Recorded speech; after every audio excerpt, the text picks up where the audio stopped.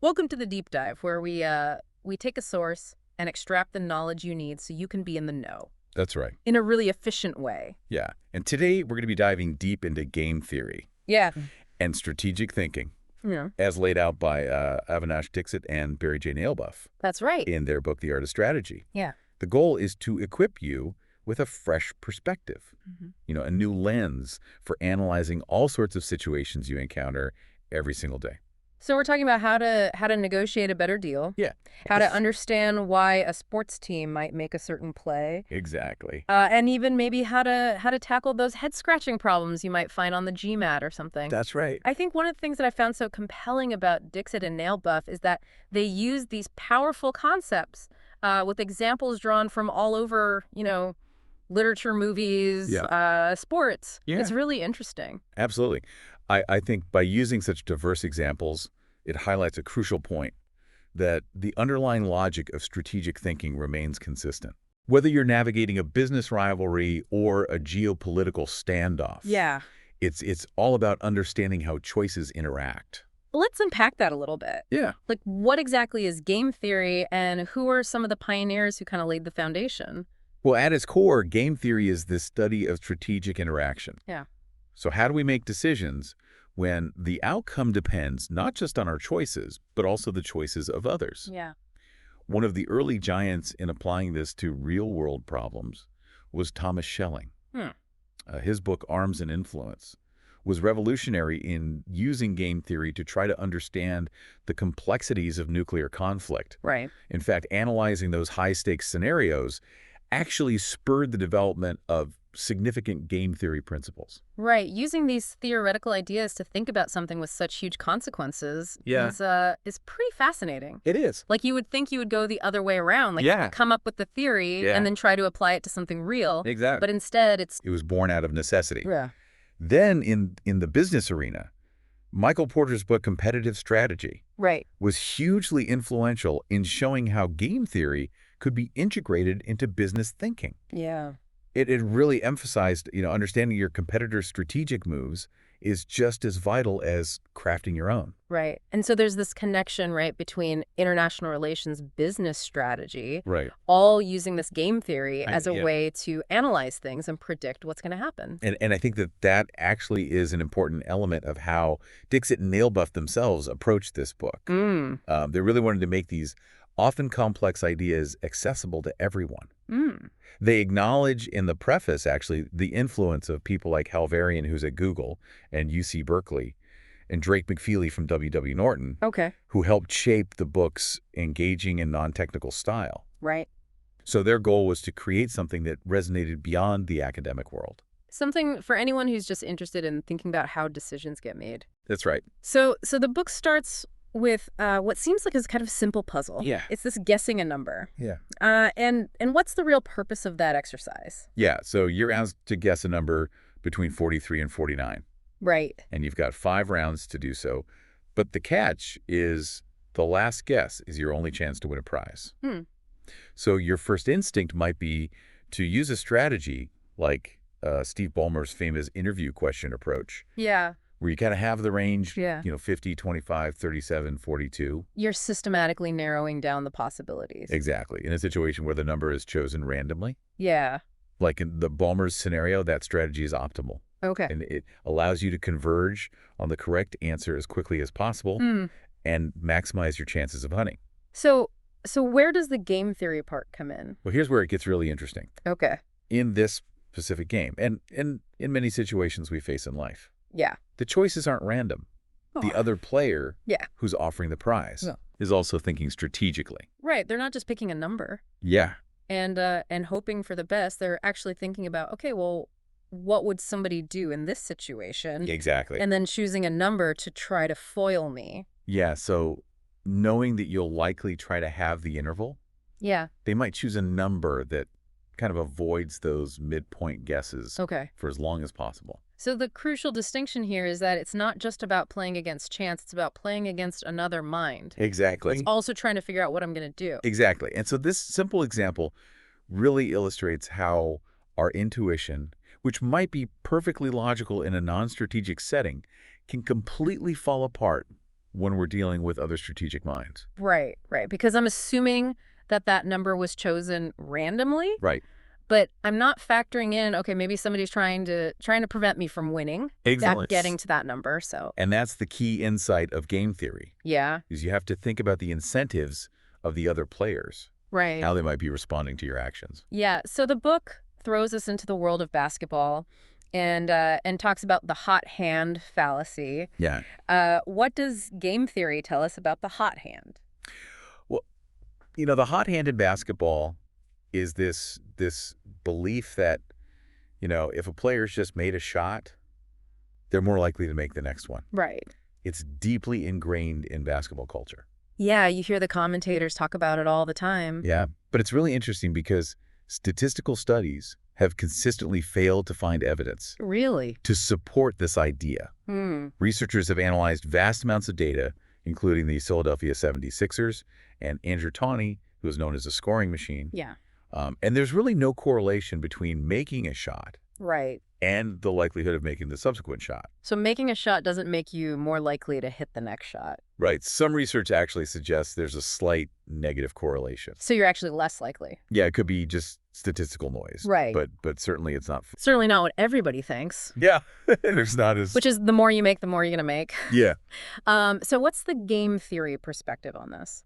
Well, I think game theory suggests that we might not observe a statistically significant hot hand, even if a player were temporarily, performing at a higher level.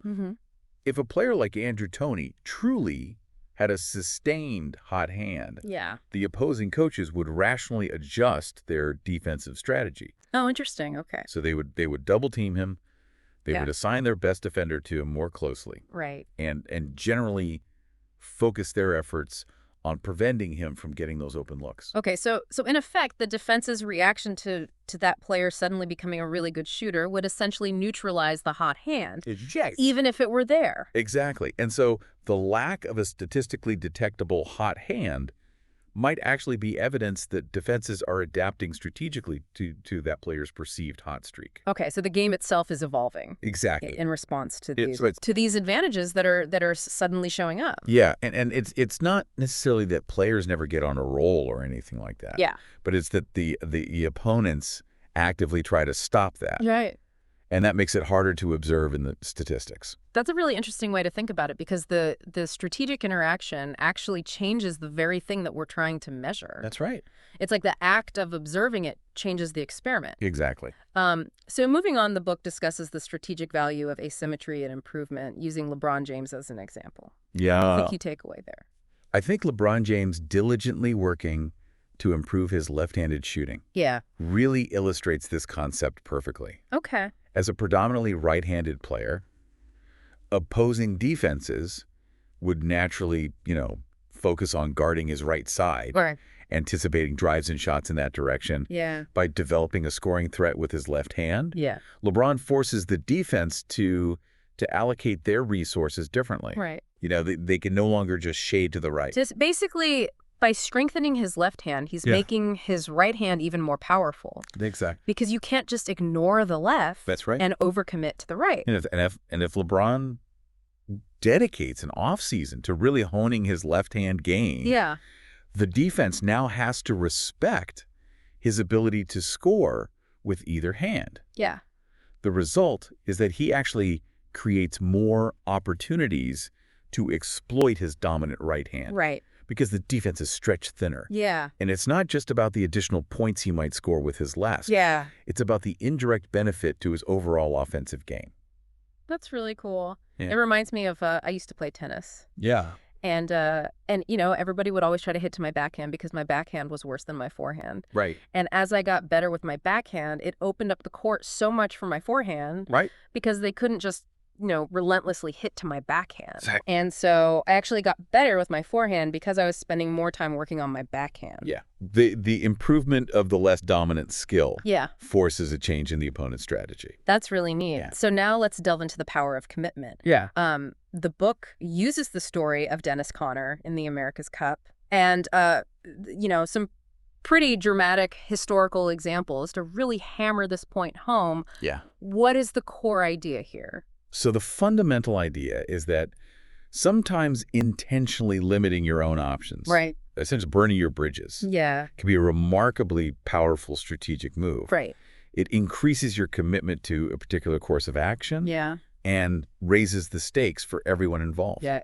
both yourself and your adversaries. So by making it impossible to back down, you're sending a huge signal Exactly. of your resolve. That's right. Of your determination. Yeah. So think about Dennis Conner's Liberty trailing 1-3 Yeah. in the 1983 America's Cup. Yeah. The psychological impact of a team appearing absolutely determined with no room for doubt or retreat can be immense. Yeah. And the book brings in some really compelling historical analogies. Yeah. Xenophon, the ancient Greek general, Yeah. strategically positioned his army with their backs to a steep ravine Right.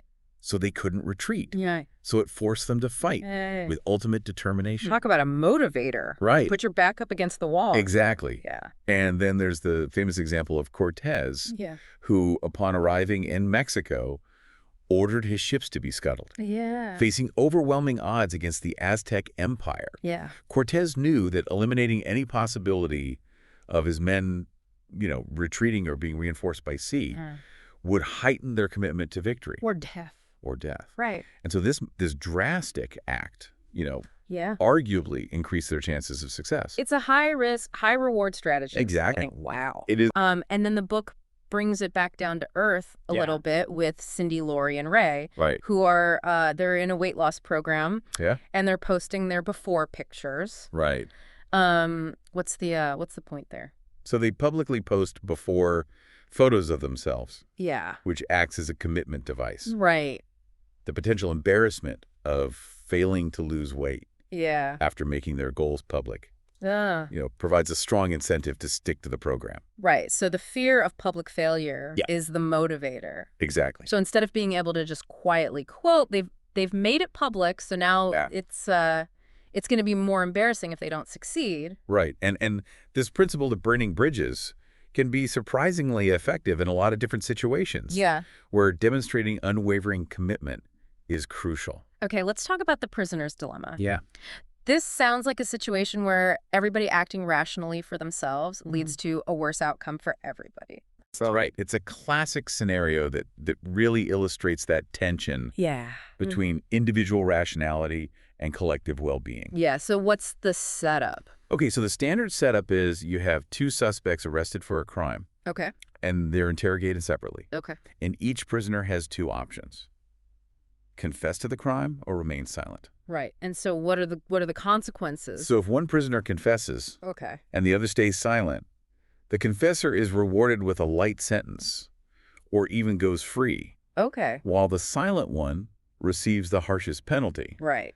If both prisoners remain silent, they both receive a minor punishment due to lack of strong evidence. Okay. But if both prisoners confess, they both receive a moderate punishment, Yeah.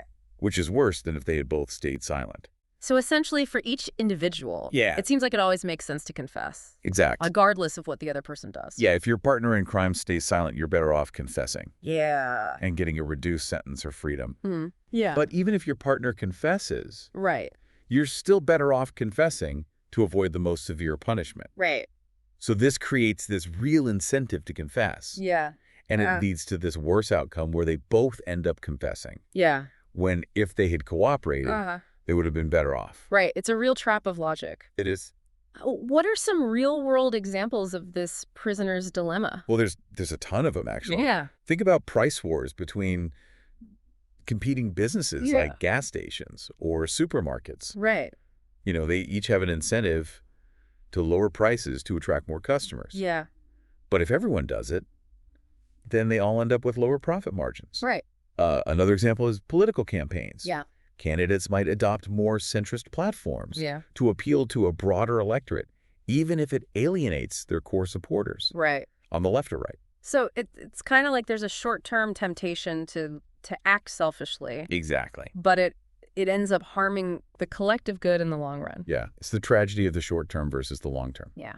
That's right. And overfishing is another example. Hyperfishing. That's right. Out in international waters. Yeah. Where Each fisherman has an incentive to maximize their catch. Yeah.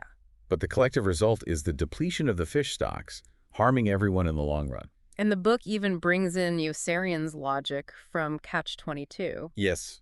Yossarian, says if everyone did it. Right. And it perfectly captures the essence of the prisoner's dilemma. Yeah. He understands the collective benefit Yeah. of everyone, not doing these dangerous missions. Yeah. But he struggles against the individual incentives at play. Right. Why should he be the only one to sacrifice when everyone else is benefiting? So what's the answer here? How do we overcome this inherent distrust or the fear of being exploited? Well, the book talks about Robert Axelrod, who organized these computer tournaments where game theorists submitted strategies for playing the iterated prisoner's dilemma. Okay. So playing the game multiple times with the same opponent. Right. And surprisingly, the simplest strategy, called tit for tat, submitted by Anatol Rappaport, emerged as the most successful in both tournaments. Yeah. And just to remind us, tit for tat is you start by cooperating. That's right. And then whatever the other person does, you do on the next round. Exactly. So if they defect, you defect. If they cooperate, you cooperate. That's right. So it's based on reciprocity. It is. And Axelrod identified 4 key principles that contribute to its success. Okay. Clarity. It's easy to understand and predict. Yeah. Niceness. It starts by cooperating. Right. And it's never the first to defect. Yeah. Retaliation, it punishes defection promptly. Yeah. And forgiveness, it's willing to cooperate again. Yeah. If the opponent returns to cooperation, Right. what's remarkable is that tit for tat performs exceptionally well without actually winning a single round. At best, it achieves mutual cooperation. Right. And I think it highlights the power of consistent and predictable behavior in fostering cooperation over time. It seems like it's the opposite of game theory in a sense. It is, in a sense. Because it's not about Right. being tricky or outsmarting. It's not. It's about being predictable and reliable. Yeah. And letting the other side. And setting the tone for cooperation. Right. And then the book goes on to talk about quasi-magical thinking. Yes. I've never heard of that term before. It's a kind of a funny term. Yeah. But it refers to this somewhat irrational belief that your own thoughts or decisions can influence the actions of others, Okay. even when there's no direct communication Right. or causal link. So in the context of the prisoner's dilemma, this would be like, I decide to cooperate, and I'm hoping that somehow that will influence my partner to cooperate as well. Exactly. Even though they have no idea what I'm doing. Yeah, and they have their own incentives that are still in place. So it's like hoping my good intentions will be telepathically transmitted That's right. and reciprocated. That's right. Even though rationally I know that doesn't make any sense. It doesn't, but the book raises this interesting question. Yeah. Could societies cultivate this kind of thinking in their members Interesting. as a way to encourage cooperation Right. and overcome these prisoner's dilemma situations, even without, formal agreements or enforcement mechanisms? So it's like we're shaping people's beliefs That's right. to encourage more cooperative behavior. Yeah, Interesting. it is. So let's move from the theoretical to the practical. How does the prisoner's dilemma play out in the business world, particularly with this concept of tacit collusion? So in many industries, competing firms find themselves in a repeated prisoner's dilemma. Okay. When it comes to pricing, Right. they all could benefit Yeah. from keeping prices at a higher level, Right. Essentially forming a cartel essentially forming a cartel. and maximizing their joint profits. Right. However, each individual firm Yeah. has this incentive to lower its prices secretly Right. to gain market share. Attract more customers, exactly. But if they all do that, Yeah, then their profits go down. that's right. So it's just like the prisoner's dilemma. It is the temptation to defect for individual gain. Yeah. Undermines this potential for collective benefit. The book explores some of the factors that can make tacit collusion more likely. Yeah, so a stable market Okay. with predictable demand, Right. a small number of players. Right. And then the book talks about some mechanisms that firms might use to facilitate this. Like what? Well, finding ways to signal their pricing intentions Right. without explicitly colluding, Right. developing reputations for not undercutting competitors. Right. Even regular industry gatherings can play a role in fostering this kind of sense of understanding Right. among the firms. But isn't explicit price fixing illegal? It is. Absolutely. All right. So how do you... It's a fine line to walk. Right. So you're essentially trying to collude without actually saying, hey, let's collude, let's fix the prices. And the book provides some really notorious examples. Like what? The case of ADM and Ajinomoto, they were caught colluding to fix the price of lysine. Okay.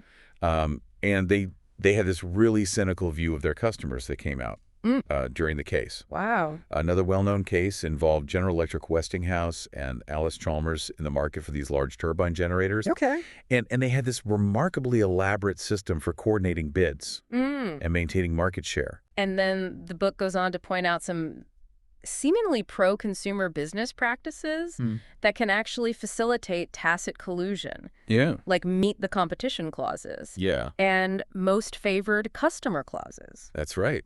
So how does that work? Because that sounds like that would be good for the consumer. On the surface, it does. Yeah. But think about it. If a firm has a meet the competition clause, Yeah. they know that if they lower their price, their competitors will immediately match it. Right. And they won't gain any market share. Okay. And with a most favored customer clause, Yeah. A company is hesitant to offer a discount to one customer. Yeah. Because they're obligated to extend that lower price to all their customers, Right. which would reduce their revenue. Okay, so these clauses actually reduce the incentive to compete on price. Exactly. Interesting. So the FTC has even challenged the use of most favored customer clauses in some industries, arguing that they have anti-competitive effects. So sometimes what appears to be good for the consumer is actually helping companies maintain higher prices. That's right. By reducing their incentive to compete. Yeah. So now let's talk about the tragedy of the commons. Yeah. We mentioned overfishing briefly earlier. Yeah. Elaborate on that a little bit. So Garrett Hardin introduced the concept of the tragedy of the commons to describe situations where you have a shared resource. Yeah. Like a pasture that's open to all. Okay. Or a fishing ground. Right. And this shared resource gets overused and degraded because individuals acting in their own self-interest are depleting the common good. Yeah. So his classic example was the overgrazing of common pasture land in England. Each herdsman had an incentive to graze as many cattle as possible. Right. But the collective result was the destruction of the pasture. Right. And overfishing is a perfect example of that. It is. In the modern world. Each individual fisherman has an incentive to catch as many fish as possible. But the cumulative effect of everyone doing that is that the fish population gets depleted. Yeah. Harming all of them in the long run. And the book connects this idea directly to global warming. Yes. Which is a That's right. Which is a huge issue, obviously. Yeah. So are we doomed? Is the tragedy of the commons inevitable? Well, no, not necessarily. Okay. The book highlights the work of Elinor Ostrom, who won a Nobel Prize in economics. Okay. She did a lot of research on how communities around the world have successfully managed common resources. Okay. And her work identified several key preconditions that can help to increase cooperation. Okay. So what were some of those factors? Well, she found that successful management of common resources often involved clearly defined boundaries. Okay. So who has the right to use the resource? Right. Well-defined rules about how the resource can be used. Okay. Effective monitoring systems to track resource use. Right. Graduated sanctions for those who violate the rules. Yeah. Accessible and affordable conflict resolution mechanisms. Okay. Local autonomy in making and enforcing the rules. Yeah. And what she called polycentric governance, which is having multiple overlapping layers of authority, rather than just a single top-down system. Okay. And these conditions really help to foster a sense of ownership and accountability among the users. So it's almost like the more rules, the better in this case. Well, it's not necessarily about the quantity of the rules, but it's about the clarity, the enforcement, the sense of ownership, the ability to resolve conflicts that are crucial. And the tragedy of the commons can be avoided. Exactly. If you have all those things in place. That's right. So that's hopeful. It is. It is. Now, the book also talks about the tragedy of the uncommons, which I have never heard that term before. Yeah, it's a less widely discussed, but equally important idea. The book illustrates this with the example of finches on Daphne Major during a severe drought. Okay. And so a few finches developed this grab it now strategy for scarce resources outcompeting other finches. Yeah. And while this might have provided a short-term advantage, if it becomes widespread, it could lead to the depletion of the resources that the entire finch population depends on. Right. Potentially leading to extinction. So it's like a hyper-competitive, short-sighted strategy. That's right. That undermines the long-term viability of the group. Yeah. And then they connect that to cancerous cells. They do. Which is an interesting analogy. Right. And then they contrast that with something called the stag hunt game. Yeah. What is the stag hunt game? So this is a concept introduced by Rousseau. Okay. And in the stag hunt, you have a group of hunters. Yeah. And they can cooperate. Yeah. To hunt a stag. Right. Which would provide this large reward for everyone. However, an individual hunter might spot a hare. Host speaker.